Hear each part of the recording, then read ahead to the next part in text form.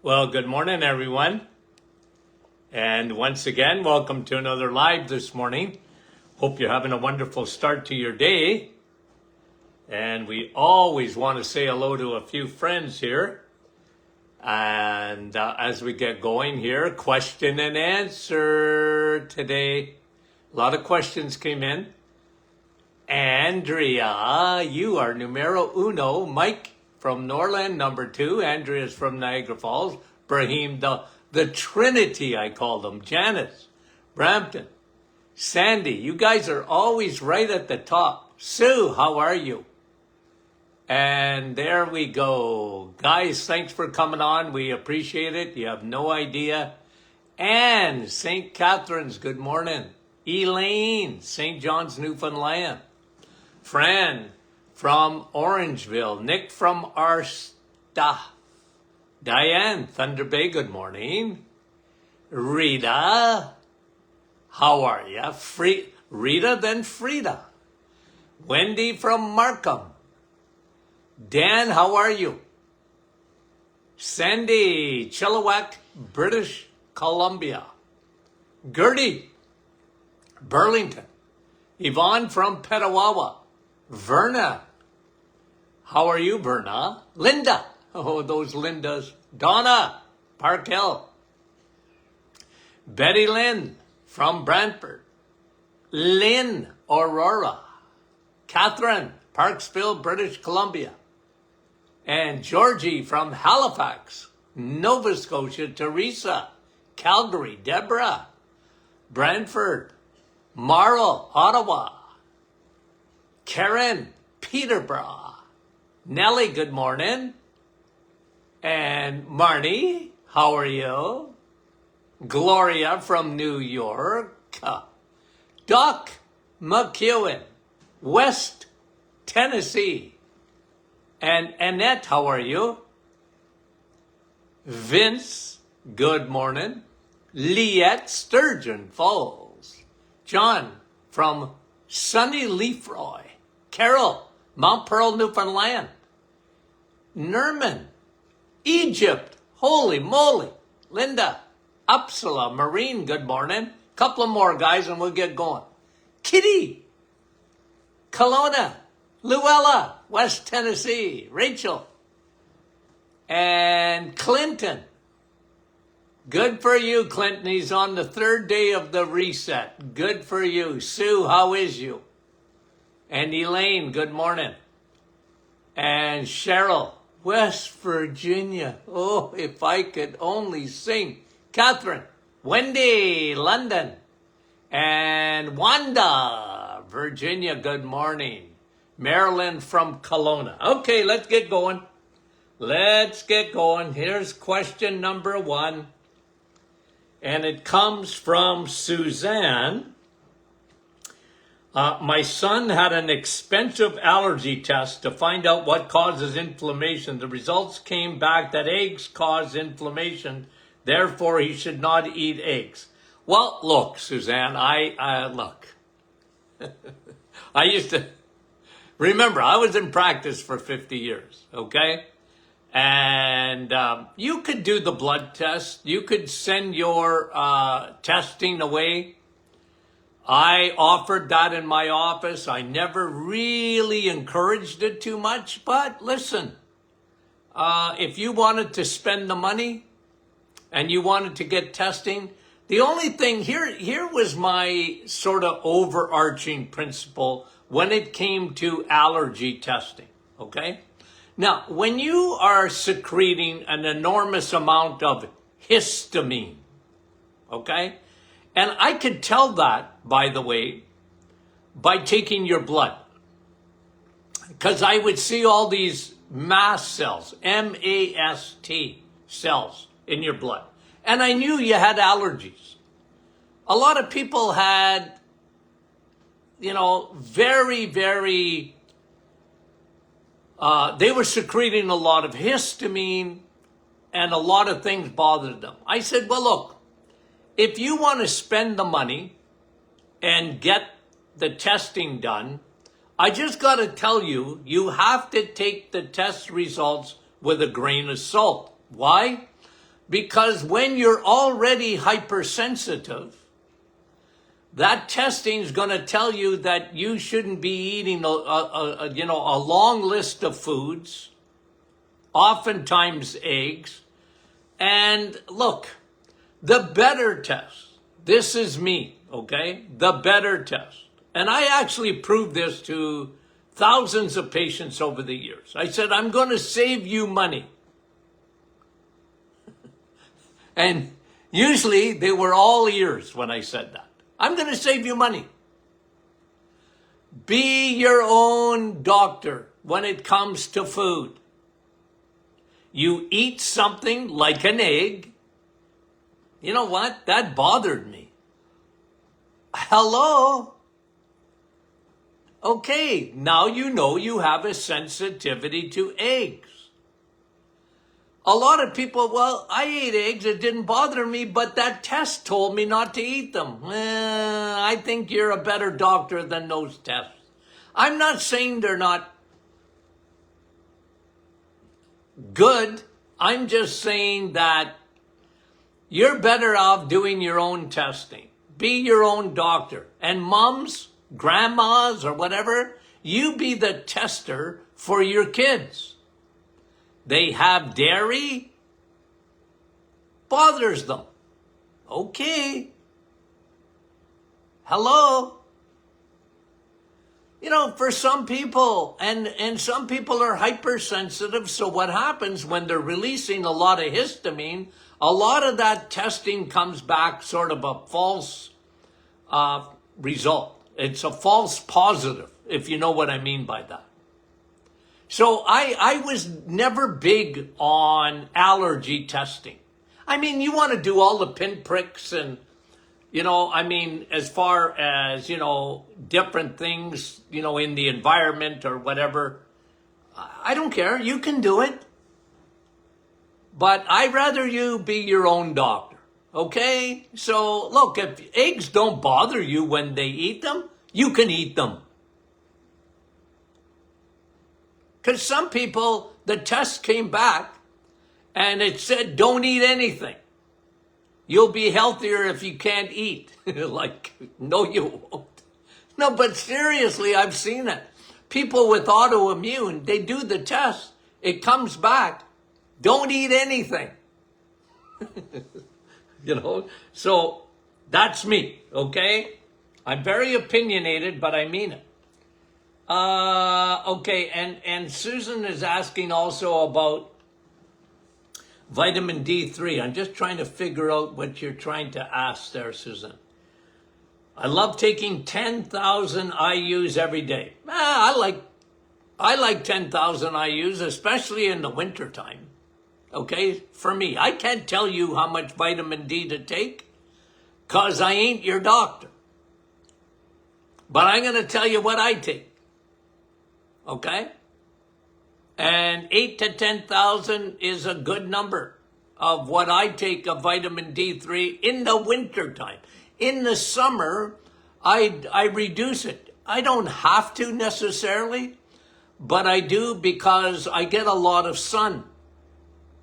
20 minutes, you accumulate 10,000 IUs in the sun.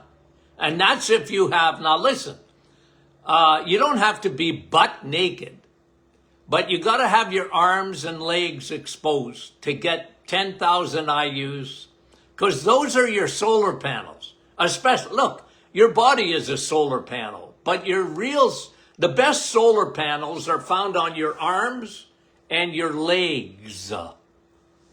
That is the best solar panels for the absorption of vitamin D from the sun. Okay? 20 minutes, 10,000 IUs. And that's why I always, I get a migraine when I hear people talking about 10,000 IUs. That is dangerous. That's so bad for you. It will just kill you. No, it won't. And by the way, okay, I read this again the other day. This testing was done years and years and years ago. How do you become toxic with vitamin D? 50,000 IUs a day, 7 days a week for 6 months. And then you might get a kidney stone.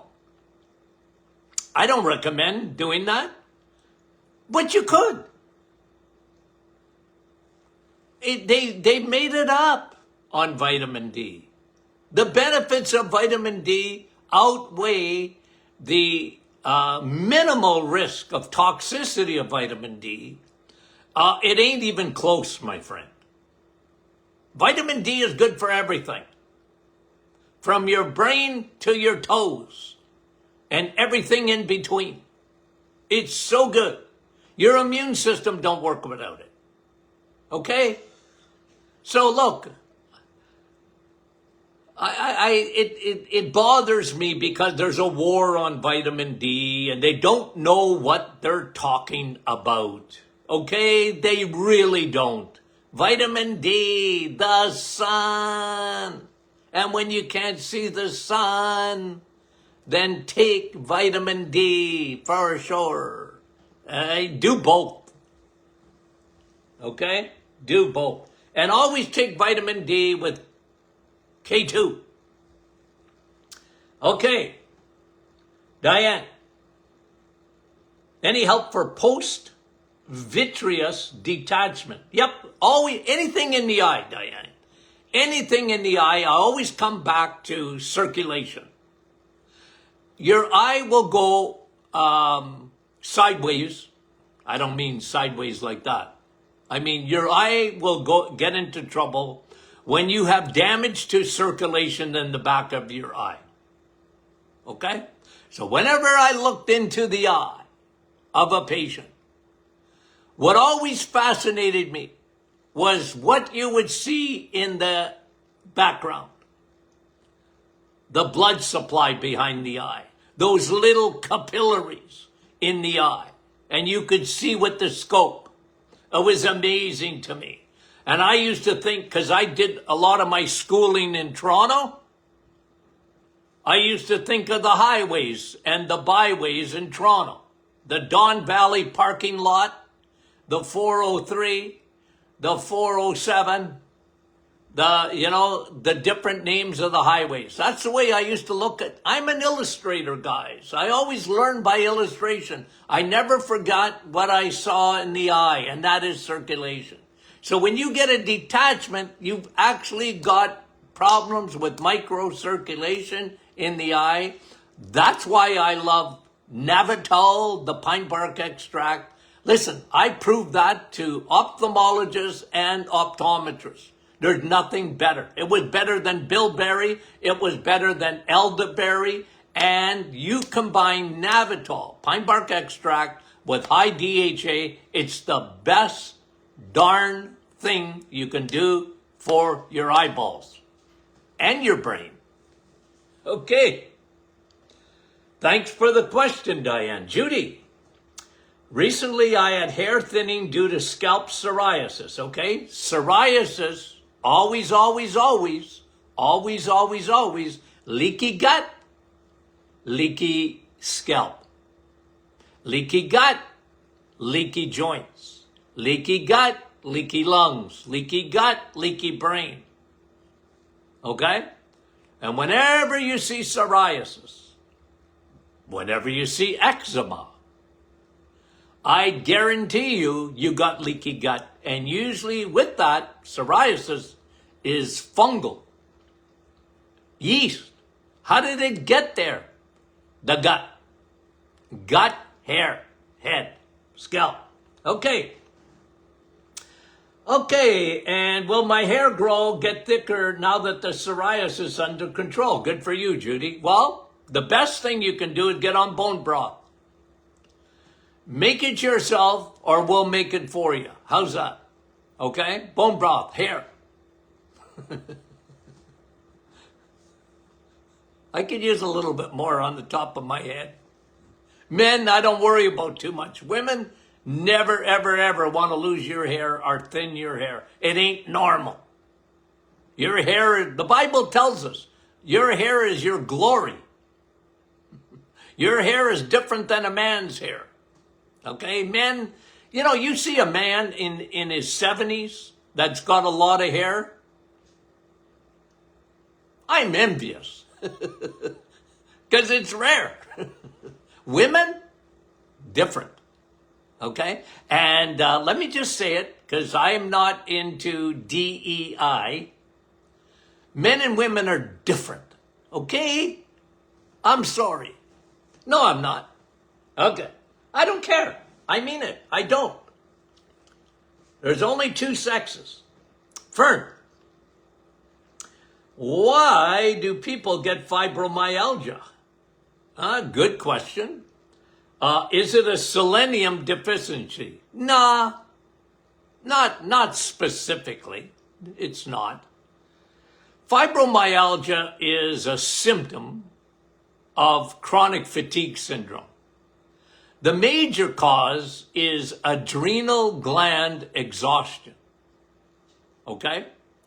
It's the adrenals. It's too much cortisol over a period of time. Fibro is just really in the family of chronic fatigue syndrome. I wrote books about it. I wrote many books about it. Okay? I wrote them in French and I wrote them in English on fibromyalgia. I sold, between all those books, probably over 100,000 copies of those books. Chronic fatigue syndrome, the modern woman's curse. Chronic fatigue and fibromyalgia. I talked about it, but I always talked about the syndrome that one gets. It's like a perfect storm.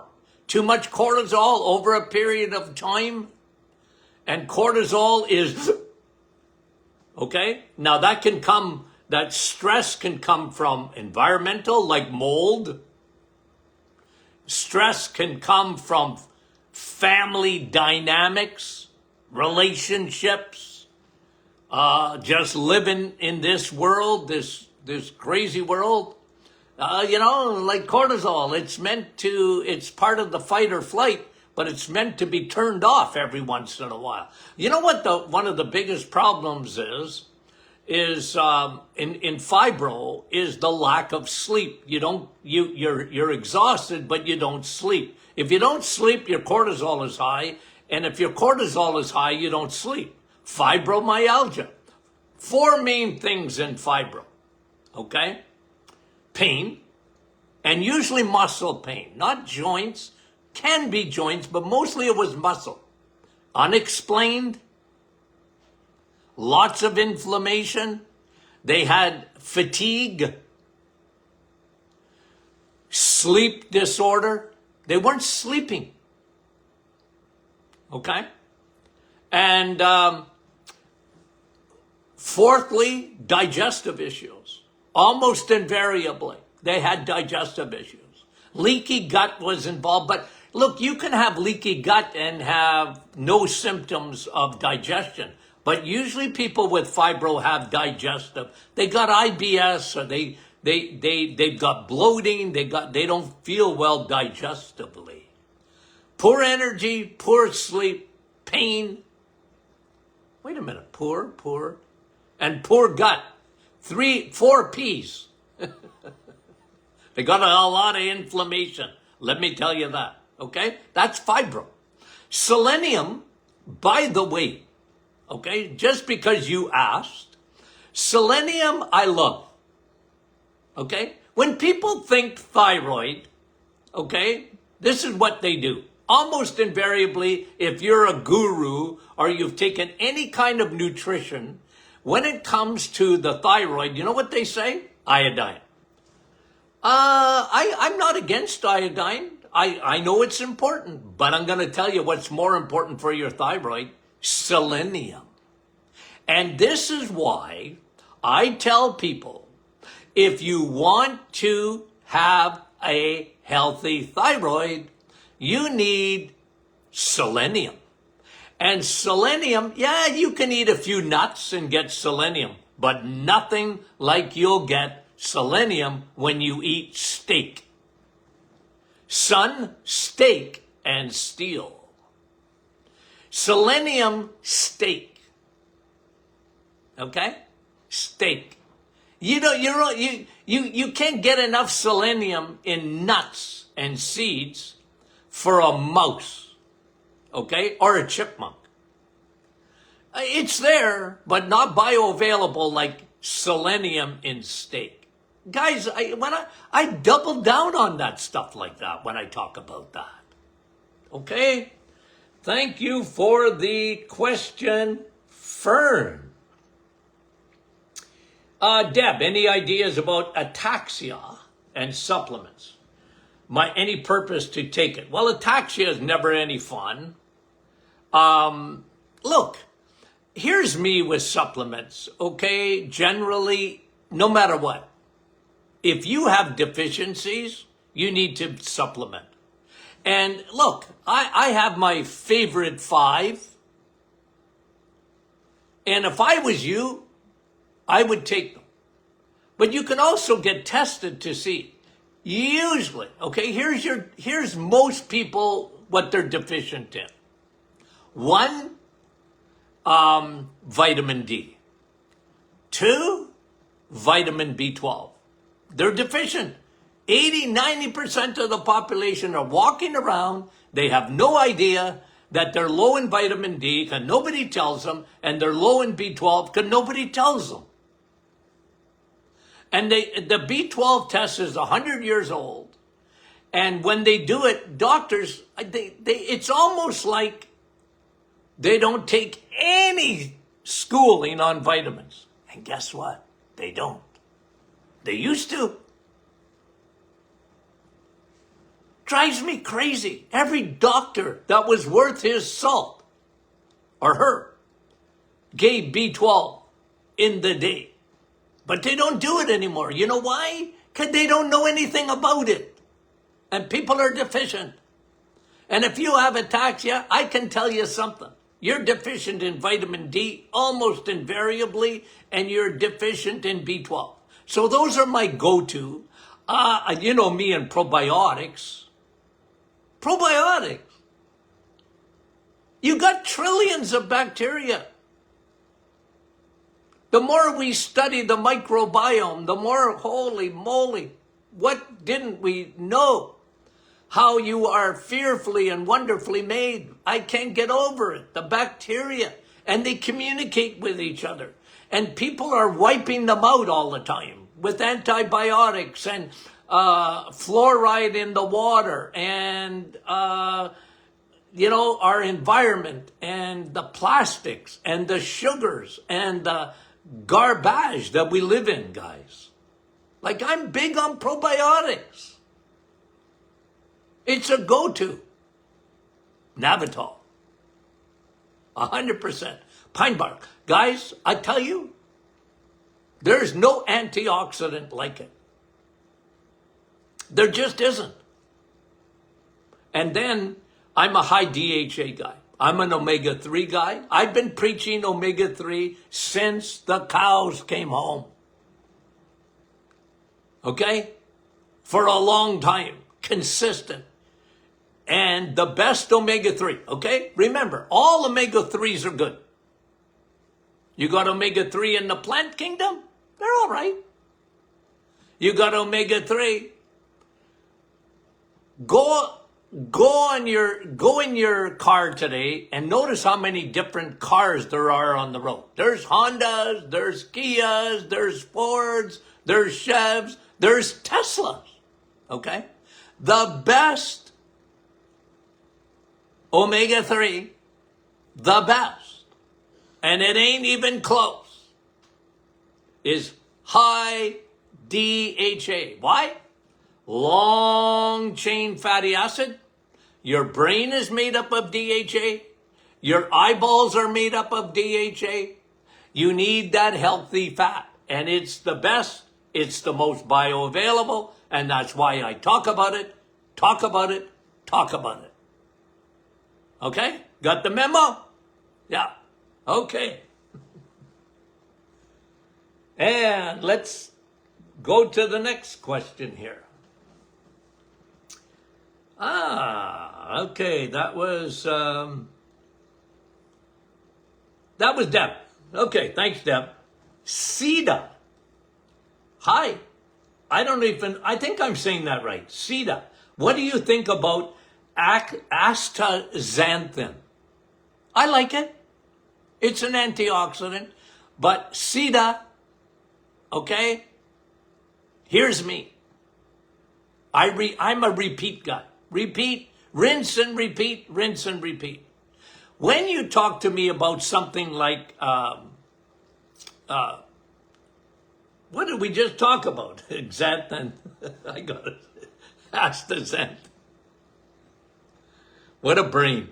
Astaxanthin. Okay? When you talk to me about that, I go, yeah, I like it.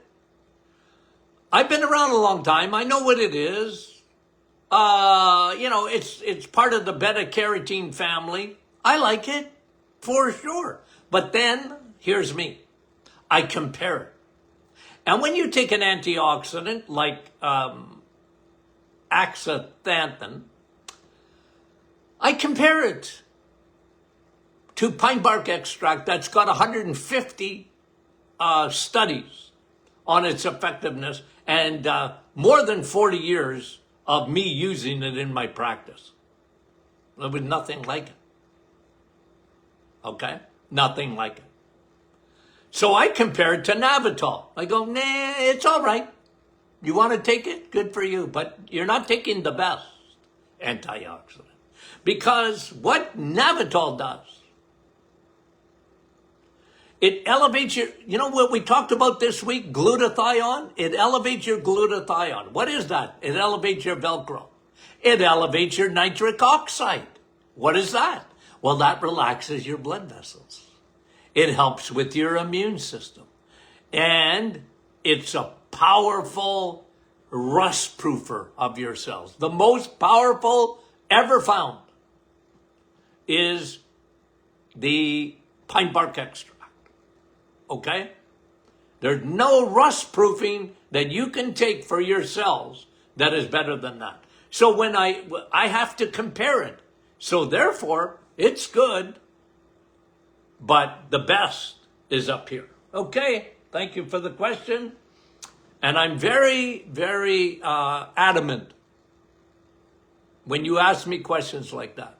You take a supplement, and there's lots. There's thousands and thousands of different supplements, right? Well, I try and take the confusion out of that. Okay, but I'm not against supplements by any stretch of the imagination. Okay, Fiona, just a question about the founders. Well, I'm not a founder of the Martin Clinic. My father was, okay? No, jeepers. My grandfather was. 1911, okay? Are they MDs? No. Okay? DCs, Doctor of Chiropractic, okay? Then, postgraduate. Both my son and I have PhDs in natural medicine. And I have a PhD in clinical nutrition. So, 2 PhDs. Okay? Clinical nutrition I practiced for many, many, many years. Natural medicine, many, many, many years. I am not a naturopath. Okay? I just want to tell you about naturopathy, by the way. Okay? Because you see that now. And they're getting a lot of ink. Naturopaths. Okay? Do you know where that came out of? The chiropractic profession. Okay? Chiropractors started naturopathy. I went a little bit different direction because naturopaths are into homeopathy and I'm a nutrition guy. My biggest thing is food. I'm a food doctor. Clinical nutrition. That's why I talk about insulin all the time. That was my expertise. was more the food. Okay? That was me. And, more alternative or natural medicine. Okay? Thank you for the question. You can always ask questions. And if I can, I will answer every time. Okay? Now, let me see. That was Fiona. Thank you for the questions. Roxanne. Someone on Facebook asked if their daughter is pregnant. And he told her not to eat cold cuts because they're full of oxalates. Is that true? No. They're not full of oxalates. Cold cuts? Look, guys. Eggs, meat, including cold cuts, and cheese. EMC. EMC. I even think I've got the t-shirt on to prove it. You want to see it? Eggs, meat, and cheese. And meat. Look, the best meat is steak. Okay? The best. Chicken's good. Turkey's good. Slight roast beef is good, even better. I mean, all meat is good. Fish is great. Okay? And cold cuts don't give you oxalates. Vegetables give you oxalates. And I'm not even telling you not to eat them. Just don't drink them.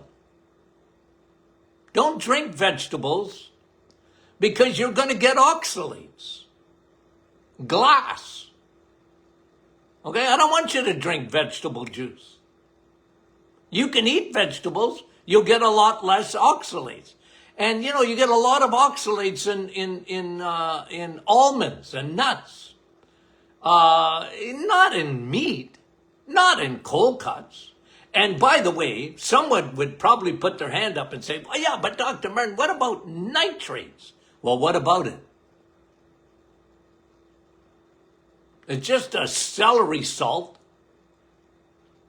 Nothing wrong with that. It's good for you. I used to debunk all that stuff. Oh, I wouldn't eat a deli meat. Why? There's no carbs in it. It's good for you. It's full of protein. You know what? They make stuff up, guys, to keep you away from eating meat. Remember, it's craziness. It ain't science. It's religion, my friend. Okay? And I'm not a religious man. I'm not. I'm a relationship guy. Okay. Now. Okay, well, let me answer this one because Jody is asking, I am curious if cheese is a hormone disruptor. Absolutely not. Okay? Absolutely not. It is not, Jody, a hormone disruptor. Again, people, what's taken over our media and the narrative in health? Veggies. Fruit and veggies, they're the best thing. You can live on them. You don't need anything else. You're going to be healthy as a horse. No, you're not, because you ain't a horse. A horse eats oats, so you don't have to. They're not the best food. The best food in the world, the most nutritious food, are eggs, meat, and I love dairy. Don't switch dairy. Okay, switch it, don't ditch it. A lot of people are ditching dairy. The only reason you would ditch dairy is if you can't eat it and it bothers you. But most people can eat cheese. It don't bother them at all. I love cheese, but I love butter too. I love dairy. Dairy farmers owe me money. for promoting them. I'm big into cows. How's that? I am. They're not killing the environment. Cows are eating grass, so you don't have to. You don't have to eat salad. No, you can. Oh, Doc, I like salad. Well, good for you. Eat it. I don't care. I really don't. But don't tell me it's the best food on the planet. I see these people, they go to a restaurant, they order a big bowl of salad. I mean, I feel like going over to them. Are you a rabbit?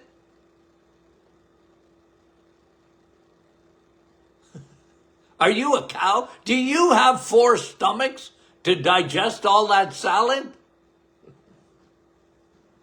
No, you don't. You only got 1 stomach, and your stomach was created to eat meat. So eat it. Yikes. Okay. Couple more, guys, and then I think we're going to have a session on Monday. Okay, someone on Facebook. No, you told me that one. Okay, let's finish with this one. Pat, is there any benefit from taking aloe vera? I like aloe vera. You got a sunburn? Aloe vera. It's fantastic. You got a sunburn in your stomach? Like you got acid? Aloe vera I like aloe vera. Okay? I like aloe vera juice, you know? As far as a supplement, yeah, it's got some benefits. Again, I'm going to compare it. What do you want to compare it to? Oh, you're saying for thyroid. Nah, I never found it to be great for thyroid. The best thing for your thyroid is selenium. Look, we got a formula. I put iodine in it, but selenium is one of the keys in it. Okay? And I don't put aloe vera in it for the thyroid. I would if I thought it would be effective. Okay? I like aloe vera. I do. Okay. Okay, let's stop there. Okay? And we'll continue. Okay? We'll continue. Now, let me just tell you, for those listening and watching, Monday, I'm probably not going to be on. Okay? And we'll be back Tuesday. Okay? I'll let my staff know that to remind everyone. Okay, guys, we love you dearly and sincerely. We'll talk to you soon.